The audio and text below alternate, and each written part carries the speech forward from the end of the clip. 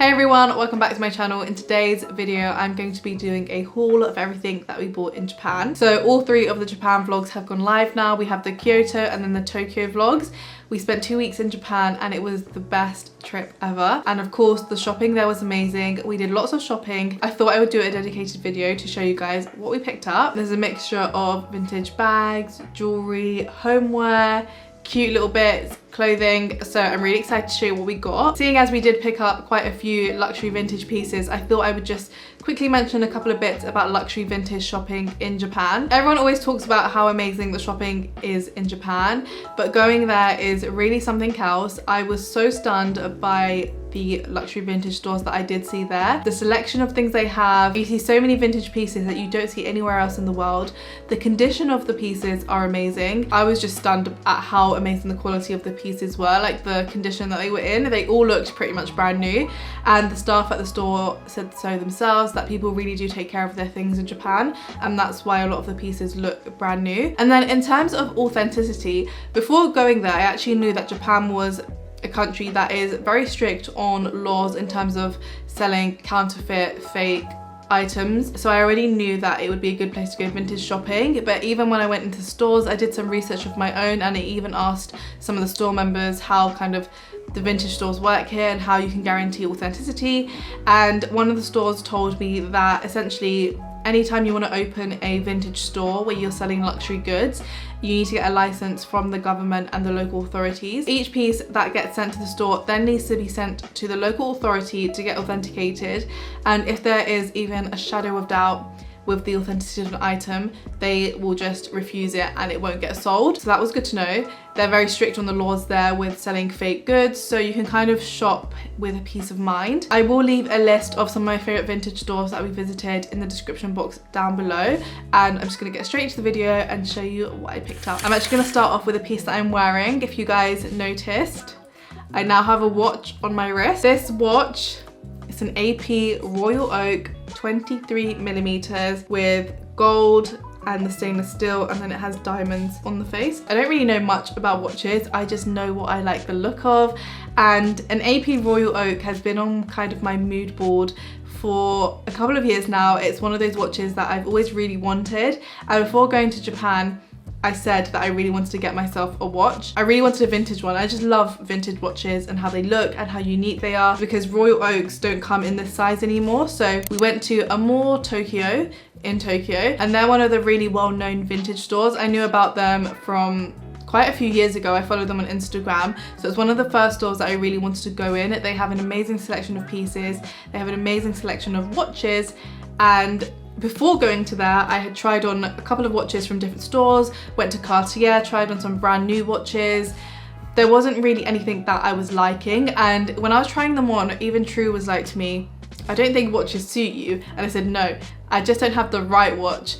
It's just that I've not been trying on any watches that were like selling it to him. So he was really like anti the idea of a watch, just because everything that I was trying on just didn't look great. So I went to Amore Tokyo, I saw this watch and I tried it on, and he was like, yeah, that's the one. Like, that looks so good, and I agree too. It's so beautiful. It is honestly everything that I wanted in a watch. I did want a mixed metal watch. I didn't want something that was all gold or all silver, because my engagement ring is platinum, and then I also wear gold jewelry, although recently I've been wearing a lot of silver. But I like kind of the mixed metal vibe and look, and I wear mixed metals jewelry myself. I wear my like engagement ring, I have silver earrings, but then I'll wear like gold rings on this hand, vice versa. But this was a really good price, and after purchasing the watch, I always do this, I went onto Google to see like what other sites were selling it, if I could find this watch and how much they were selling it for. I couldn't find this exact watch anywhere else really, but for a similar spec watch on Farfetch, it was around like 15 to 20,000 pounds. So I definitely got this for a really good price. I actually took it when I came back to London. I went to the AP store in Harrods. I got them to just take some links out because it was a little bit big for me. So now it fits me perfectly. And as soon as I took it out, they're like, oh, a vintage one. And then the guy who took the links out of the watch said it looks brand new. Like, the way it's been like serviced and polished, it just looks like a brand new watch. Like, there is not, I can't see any little scratches or blemishes on it. I'm really, really happy with this watch. I love it so, so much. So that was one of the first bits that I bought. So saw that watch, fell in love with it, and then I was having a look at the bags, and to be honest, I didn't really have any specific bags in mind. Even before going to Japan, I knew I wanted to purchase a vintage bag. I thought it'd be special to get a piece from Japan, but I actually didn't really know what kind of bag I wanted. I was kind of hoping to see a bag, fall in love with it, and that would be the bag. So I did. Picked up a vintage Hermes bag. Guys, I really love vintage Hermes bag. My black box Kelly that I got was my first Hermes bag, is I think one of my favorite bags in my whole collection. It's such a beautiful bag and I just love the look of an Hermes vintage bag. I saw this piece and I've never seen this piece anywhere else in my whole life. I'm just gonna unbox it for you guys. So it comes in a stuff bag. And this is the bag. So it's in box leather, which is one of my favorite leathers, black with gold hardware. It's in the Kelly style, so it's got this kind of clasp going across the bag with the lock, and how you open it is, so you pull the padlock down and then it comes open like that. And then you have the bag compartment. So you have a little compartment here at the front, and here it says Hermes Paris, made in France. And then you have the big compartment in here. And then to close it, you do the same, you just put it down, put the padlock in, and then it has the two straps, so you can wear it on the shoulder like this, or you could also wear it longer, so you just pull the strap and then you've got a longer strap bag. Also guys, I just want to say the light keeps changing. Today is not really a great day to film because it's super sunny, but then the clouds go past and it gets dark, so apologies in advance for the changing of lights. I've tried so many different positions in this room and so many different lighting settings, but nothing, like you can see, it's just changing so much. So it's either I film this video today or I don't and it gets delayed. So yeah, just bear with the lighting. So this is actually called, I just checked my phone, the Hermes Cadena Kelly bag. Cadena lock bag. I just saw it now and I've forgotten. It's the Cadena lock bag, and I just really loved how unique this was. Also recently I've been moving more towards shoulder bags, so a lot of the bags that I've been wearing have been shoulder bags, and I've neglected my Kelly bags a bit just because they've just got that kind of top hand strap and then the long strap, and I really like something that kind of sits on the shoulder and under the arm like this. I think it goes with a lot of my outfits, and as I said, I really do love my Hermes black Kelly bag, and this is kind of like the sister of that bag, but a more like casual, cooler version of the bag. It's from 1984, which is crazy. The leather is just so beautiful. The corners are immaculate. Like, this bag does not look like it's from the 1980s. I'm really obsessed with it. I think it is just so beautiful. I wore it the other day with my watch and I took a really nice picture of my watch and the bag, so I'm going to put that here because you get to really see the beauty of both pieces together. And then the next bag I picked up was from a vintage store that I just stumbled upon. It was a really rainy day in Tokyo, so we went into this plaza, and in the plaza there were like so many different shops, so you go into each level and you just walk around and there's so many different little stalls and stores. So we went into this plaza and I was just walking around and came across a little vintage store for this bag, and I did a little double take because I thought it was a Ferragamo bag, because this literally looks like the new Ferragamo ombre bags. I picked up this beautiful Christian Dior ombre patent bag. This was around £400, and bear in mind you do get tax back, and you actually get your tax back when you're paying for the item, so they actually just charge you the tax-free amount, which is great because you don't have to deal with all the tax stuff at the airports. So with that in mind, the prices are really good. It's this ombre little shoulder bag. There are like a couple of scuffs at the front, but it's nothing that takes away from the beauty of the bag. And it has these gold pearl detailing on the side. And again, it's another shoulder bag. I'm really loving shoulder bags. I just think they're really easy, convenient, and they just look really cool with outfit. You have the Christian Dior here, and then you've got this gold detail, and you just open it like that. And look at the yellow. I forgot that it was yellow inside. How beautiful is that? The yellow inside is just absolutely stunning. So this is the other bag that I picked up. And then from the same store, they had a really gorgeous jewelry selection, and I saw these little Dior earrings. Again, like, it even comes with the little Dior packaging. They're gold plated, vintage pair of Dior earrings. They have this gold stud and then the little D's that just hang and dangle below, and I just thought these were so sweet. I can't remember the price again, so I'll put it on screen. I just thought these were really nice, like everyday pair of earrings. You could dress them up, dress them down, and I just thought they were really, really cute. You guys know I love vintage Chanel. I saw these vintage Chanel clip-on earrings. They have like a gold surrounding and then it's mother of pearl on the inside, and these are just unreal. I'm obsessed with my vintage Chanel jewelry. I think they just really elevate an outfit. I'm a huge pearl lover, so anything with pearls I'm drawn to. So immediately I was drawn to these and I knew I had to get them. These are actually quite heavy, so I think what I might do is pick up from Amazon some silicone backs, because that's what I have with my other earrings. It's like this silicone thing you put on the back of the clip-on and it feels tighter and like more sturdy. So I'm gonna pick those up. But yeah, that's what I also got from QOO Vintage. So those are the luxury accessories that I picked up. And then on to kind of beauty. So I knew I wanted to pick up the Le Labo limited scent. You can only get this scent in Tokyo, and it's called Gaiac. I think that's how you pronounce it. Gaiac 10 by Le Labo. I of course wanted to smell it first to see that I like the scent, but I've heard so many good things about it, and the fact that you can only get it in Tokyo makes it a really nice kind of souvenir to have, and it makes it really special. So it was a really nice experience, and you can actually personalize your bottle, so you can put your name on it. And I just want to show you, even like the packaging, I saved it. I haven't opened it since coming back from Japan, just because I want to show you the details. Even on the outer box it says labeled in Tokyo, but I thought that was really, really nice. Like the outer packaging, I don't even want to open it, but I'm going to open it now because you guys have seen it. That's all that matters. This is the fragrance. So I picked up the 50 ml. It's just so pretty. I love it. I'm really happy. I'm going to spray it because I forgot how it smells. Oh, that is so different to all the other fragrances I have. I'm gonna have to put the notes on screen. It's really nice, and it's a unisex scent. I can imagine Trieu wearing this. I think it is such a beautiful gift to get for yourself or for someone else. It makes it feel really special, especially because you can only get it in Tokyo. And then I picked up some bits from Hermes Beauty. This you can get in the UK, but I was just shopping, and actually this shade I haven't managed to get in the UK, so they had my shade there. Call it the Natural Enhancing Complexion Balm. Essentially, it's like a BB cream. I've heard really good things about it, and I just thought I'd buy it. I actually bought it to use there, but when you actually buy things tax-free, they put it in this tax-free packaging, which obviously I've already unboxed, but it's sealed so that once you open it, you can't close it again.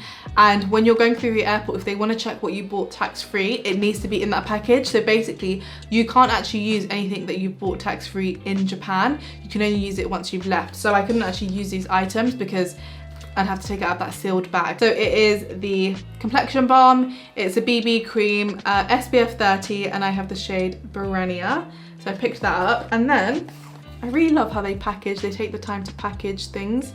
So lovely. I picked up this Hermes lip oil. I am a true Dior lip oil girl. Like, I absolutely love the Dior lip glow oil. But this really intrigued me because it kind of looked like the Dior lip glow oil, but a bit more oily and less thick. The lady who was serving me was actually wearing it, and it looked really good on her. So it looks crazy red on here, but it's not. It comes up really sheer. Like, you don't actually see this color, which is what I like. It just kind of gives you a bit of a tint. Actually, I might put some on now. I'm already wearing the lip glow oil, but let's see what this just adds a bit of pinkness. I really like that, actually. I think that's so pretty. And it also smells amazing, like edible. Next up, guys, I picked this up, which may just look like a paper bag to you, but it's actually a vase. We went into MoMA. It's the Modern Art Museum. They sell really cool pieces from different artists, designers, and I saw this vase. It actually had some flowers in it, and I was so fascinated with how it literally looks like a paper bag, but it's not, and it's a vase, and I just love the look, how unique it is. It's made by a Japanese designer, M. Komatsu, designed by M. Komatsu, made in Japan, and I thought this was just a really special piece. We're still hunting for the perfect home to move out to, but this is a piece that I intend to use when me and Trieu go to our new place, wherever that is. We're struggling to find somewhere to live. I think it's just because we're really fussy, but I'll do a whole nother life update video in one of our London vlogs. But yeah, this is intended to be used in our new home once we find the right place. And I just can't wait to use it. I think it is so beautiful. And now onto some kawaii things. Guys, there are so many cute things in Japan, honestly. I use the word cute so much in Japan. Every corner you go on, every shop you go to, there is something adorable. We were walking in Harajuku, went to this random souvenir store, came across this really cute character on a packet of plasters. I immediately became obsessed with it. I was like, Trieu, what is this character? Because I really want these plasters for the sake of having this little cat. It was the cutest little cat and I just really fell in love with the cat on the plaster. So then I went to Google it and found out the name is Mofusand. They have over 500,000 followers on Instagram, guys. So they've got a cult following. I am now one of their new members of their cult following. I literally became obsessed with this character. Then we walked down and saw another store and they had these cute little Mofusand plushies, so I had to pick it up. This was one that I picked up for myself. It's like, how cute is this cat, guys? I just can't get over it. This made me so happy, and I'm not someone who buys kind of those soft plushy toys. I've never been into teddy bears or cute little toys. I've just never had them and just never felt any way towards them, but I really fell in love with Mofusand and had to get this one. So yeah, I'm really happy. It honestly gives me so much happiness. I was so happy the rest of the day after getting this, and every time I look at him I just get a lot of happiness. I know it sounds really weird, but I'm so obsessed with him. And even the same day that I bought it, I FaceTimed my mum and my sisters to show them, and they were like, yeah, that is really cute. So I also picked up some stickers, Mofusand stickers. I actually picked up a lot more stickers, but they're on my suitcase. I stuck them on the suitcase, but these are two that I've saved. I haven't used them yet, and I just think they're adorable. I just love how they're just in random things. Like, one is just chilling, drinking a drink, and then there's one in a bee suit. It's just so cute. And then I also picked up for my sisters these containers with Mofusand ballerinas, little cat ballerinas in a donut. They're in a donut ring. I just thought it was so cute. So guys, I'm actually going to show you also what Trieu picked up. I did ask him to come and film this segment, but he refused. He said that filming in the vlogs is different to filming a sit down video and he doesn't feel comfortable doing it. So I'm just going to talk you through what he got. I'll do it in order of what we actually picked up. So this was from QOO. It's this really casual Ralph Lauren jacket. I found in Japan there were a lot of like American brands, a lot of Ralph Lauren, and Trieu really loves to wear these kind of jackets. It's kind of his go-to everyday look. I think especially for spring, summer, it's a really nice lightweight piece. It's in a khaki, which he doesn't have, but it's also neutral, so it will just go with his wardrobe seamlessly. He did try on this baby blue jacket, which was really beautiful, but he just purchased that baby blue Dior jacket in Paris, so I thought this would be a good option for his wardrobe, and he really liked the style and the fit of this one. And then next up in Tokyo, we went to this vintage store called Brand Collect, and I thought this was such a cool piece. It's by Jill Sander. It's like this jacket. It's a really thick shirt, almost, I think this could also be like a jacket for summer, short sleeved, and then it has this plaque on it in green, and it says never fade away. You have the button closure. I think this would look really cool, kind of buttoned up for a smart look with some neutral pants. But then also if you have the buttons open, put a t-shirt underneath, it look really cool. The quality of this material is incredible, and Jill Sander is usually quite a pricey brand, and I think this was around £300, so the price was really good. The last piece, I think this is such a cool piece. I can't remember the store name, I'll have to put it on the video. It's this vintage store. They have some really amazing ready-to-wear pieces. Oh my goodness, the selection of Chanel, so good, but very pricey, and there was nothing in my size. Fortunately for Trieu, they have plenty in his size. We actually both saw this Dior Sakai jacket, so it's a collaboration with Dior and Sakai. Sakai is a Japanese brand, so I thought that was really cool. This jacket is also made in Japan. It says on the label made in Japan. It's this denim jacket in this really dark denim color. You've got the Dior plaque here, and then it also says Sakai, and then it's got these pockets here, the buttons going down, and then it also has these little side vents that Trieu really loves. He really wants me to mention this. You can button it and then also have it open if you want some ventilation. That's what he said. I really wish he would come and do this, but guys, I've really tried to get him to sit down and do this. He was refused. So that is everything that I bought in Japan. I'd love to hear what your favorite piece was from this haul. I don't think I can pick one. I really love everything, including my little Mofusan. I think this actually might be my favorite thing from this haul, surprisingly. I hope you guys enjoyed this video and I'll see you in the next one. Bye.